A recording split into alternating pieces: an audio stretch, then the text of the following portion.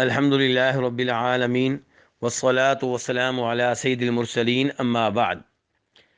آج کل corona virus کی وجہ سے بچے اسکولوں میں نہیں جا رہے بلکہ گھروں میں موجود ہیں، تو اس لیے والدین کو چاہیے کہ ان کی تربیت کا خصوصی طور پہ اہتمام کریں۔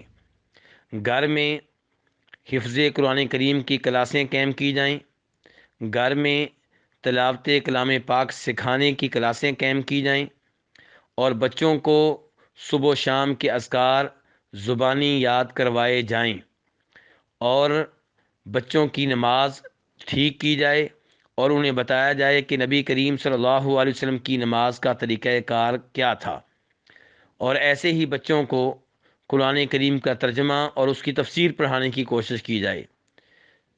بچوں کو آزاد چھوڑ دینا تاکہ سارا دن ٹی وی چینلز کے سامنے بیٹھے رہیں، موبائل استعمال کرتے رہیں، یہ مناسب نہیں ہے۔